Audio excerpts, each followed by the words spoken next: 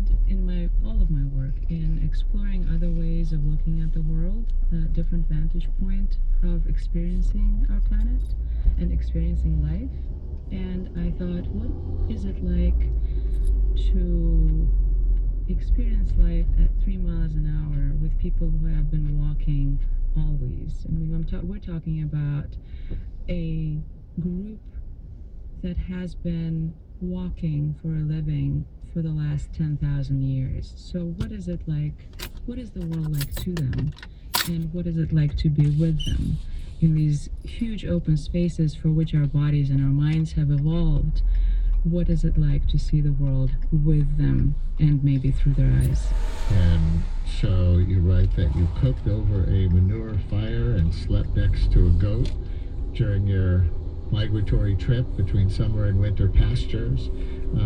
You went on this trip with the Fulani for the book. And listeners, do you have a question about the Fulani people? Do you want to know more about Anna Botkin's journey? Call us at 212-433-WNYC, 212-433-9692. And I do want to relate this to some of the contemporary issues that we deal with in this country, because you do in the book link it to climate change and jihadi terrorism. Why would a nomad people like the Fulani be more susceptible to the effects of climate change than anyone else? Because they have absolutely no social security structure to fall back on. Everything they have is their cattle, and their cattle is dependent on the presence of pasture. Now, with the crises, the droughts that are becoming systemic in sub-Saharan Africa, the pastures are dwindling, and so there's less grazing land for the cows, and so the cows are dying, and if the cows are dying, then the Fulani have nothing to eat. It's very simple. It's almost simplistic, and it's tragically simple. It's the expansion of the desert, desertification. Absolutely. You write that jihadists are also another major challenge to the Fulanis. Is it that they're being recruited by the jihadis, or they're being attacked by the jihadis? Both. Some Fulani join the jihad because they're very popular Marabu, very popular religious leaders who encourage young Fulani men to take back grazing lands that they believe belong to them. And of course, some Fulani have to reroute their journeys that have been finessed by millennia of traveling because of the jihad, because there is a war now where their pastures used to be. So there's a relationship between climate change and the increase in jihadists in the region? Yes, it is believed very widely that there is a very strong link between the loss of resource and religiously motivated wars, because of course all wars are territorial wars, and the access to an increasing amount of disempowered people, this is what any terrorist group feeds on. 212-433-WNYC, 433-9692, to talk to journalist Anna Botkin, who's here with a new book, Walking with Able, Journeys with the Nomads of the African Savannah. And Noor in Manhattan, you're on WNYC. Hello. Hey, hello, Brian. How are you today? Good, thank you. Okay, my question for your part is, I'm from the Fulani nomad tribe, which is the northern part of Chad, southern of Libya. And we've been in touch with the Fulani for so long now, it's been forever. We want to know what is the origin of Fulani, which part of Africa they really belong to. Why would that matter, Noor? I'm just curious what you're trying to solve for yourself here. Okay, because I'm Turani, and then the northern part of Chad been our home for the past 2,000-3,000 years.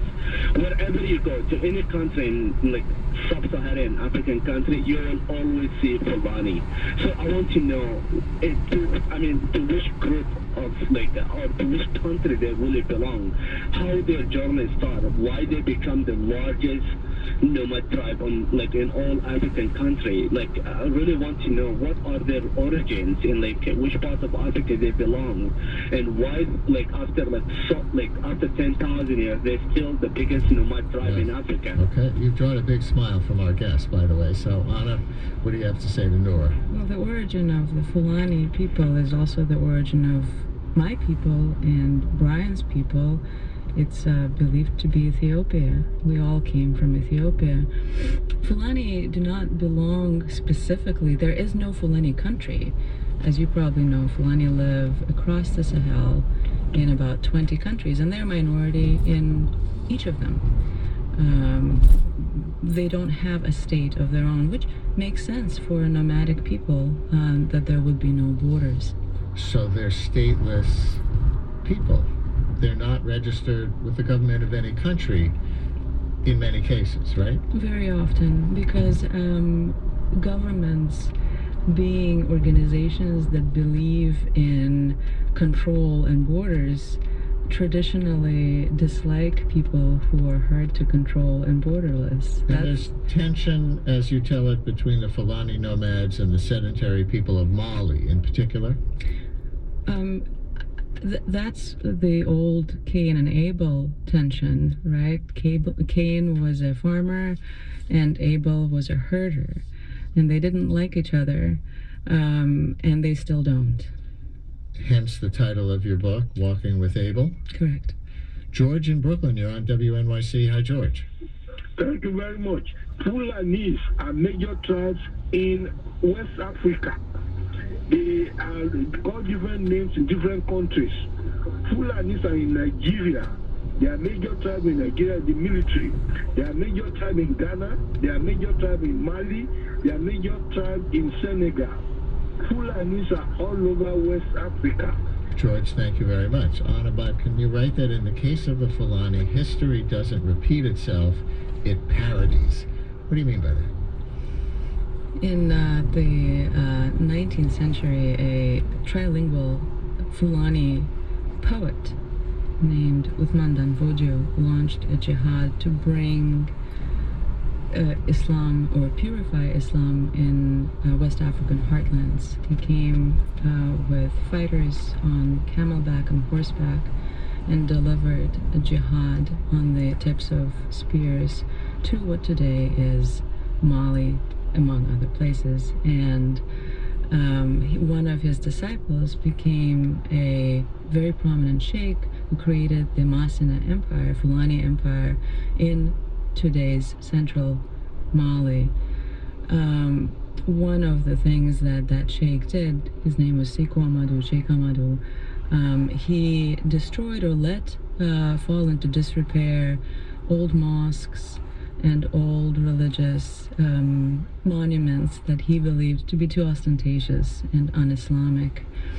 Today's jihadis in Mali are doing the same thing, as most of our listeners probably know, destroying ancient monuments. And very recently, somebody had tried to blow up a very small and rather unpretentious mausoleum in Mali, and that mausoleum actually is the grave of Sekou Amadou. Here is a Fulani caller from Manhattan. Mamadou, you're on WNYC. Hello, Mamadou. Hello, hi. Thanks for taking me. I like the show. What your guest is saying concerning Fulani about being nomad. So that was a true, like, I would say centuries ago. But nowadays, in my country, businesses are held by Fulani, so we're not doing that kind of job anymore. And like, so I would say we are even 5% following cows now, because as I said, my grandfather was born in 1915, so he doesn't know anything about cows. He was a guy living in the city. He passed away in Dakar. My father himself doesn't know anything about cow. So I myself, I cannot get close to a cow, thinking that the cow can do harm to me. Mm-hmm. So when you take jobs that Fulani people do today, businesses in West Africa, I will say 80% are held by Fulani. Fulanis have become traders. They have become business people. Mamadou, thank you. Fulanis have become traders. Fulanis have become business people. Yes, Tiabasane, Mamadou, thank you for joining us. Absolutely, and moreover, demographic experts predict that within 100 years, all people on the planet will be settled and living in cities. The farther the planet changes, the more centered, the more metropolitan areas expand, the harder it is, of course, to maintain the kind of lifestyle, the traditional kind of lifestyle that, as Mamadou pointed out, most Fulani experienced 300 years ago and few continue to maintain today. When I brought this up to my hosts, they paused and they said, in cities, where will we keep our cows? We have 3 more Fulani callers waiting on the Bismillah. line. We have time to take one more of them, and let's see, who should we make it? Well, let's make it Ba in Manhattan. Hi, you're on WNYC. Yes, good morning, Mr. Brown. I'm very, very happy to have this segment. I'm Fulani. I'm from Guinea, West Africa. Over there, we have a majority tribe. We are 40% of the population. And since the 18th century, since 1760, we are no more nomad. We have our empire, the Fouta Djallon in Guinea. If you go to Senegal, you will find also the Fouta Toro. If you go to Mali, you will find the Massina Empire. That's we are no more nomad.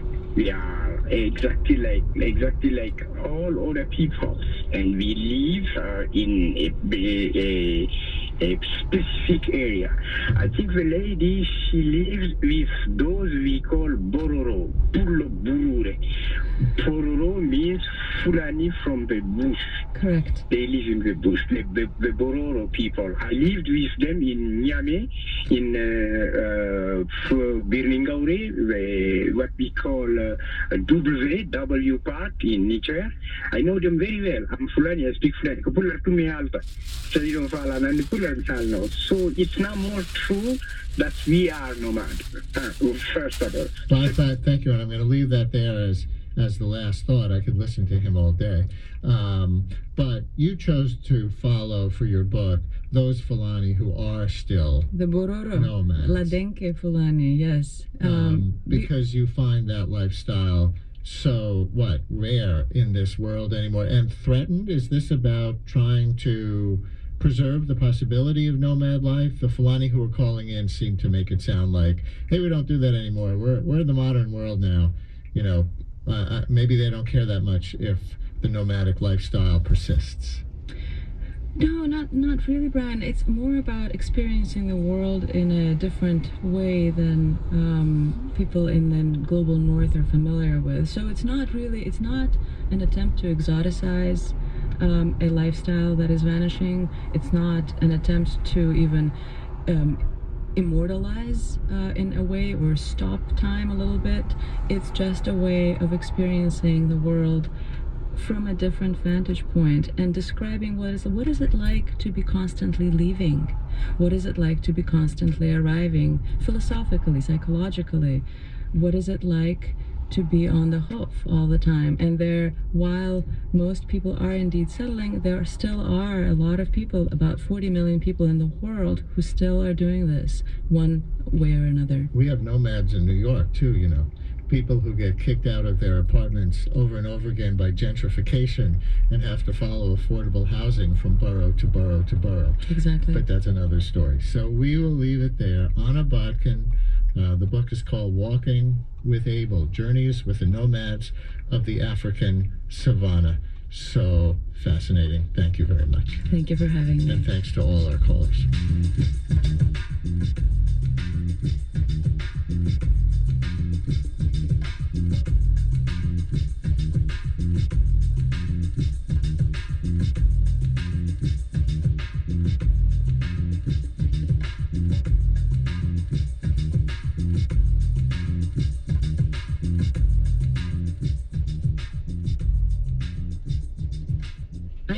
Sale, host of Death, Sex, and Money.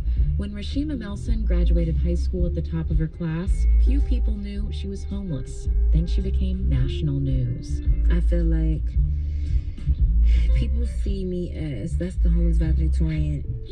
Now Rashima's struggling to reconcile life at college with her family and past on the other side of town. I need to remind myself of where I come from. Hear our conversation at deathsexmoney.org.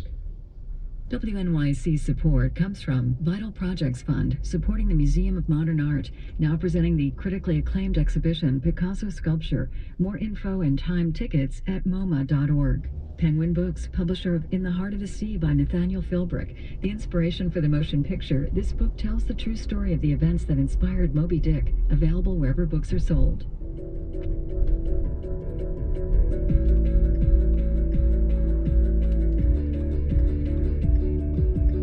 WNYC, public radio supported by you. It's the Best of Brian Lehrer show today, so we won't be taking your calls, but you can continue the conversation on our website, wnyc.org. Click on Brian Lehrer Show, or on Twitter at Brian Lehrer, or Facebook, where it's Brian Lehrer WNYC.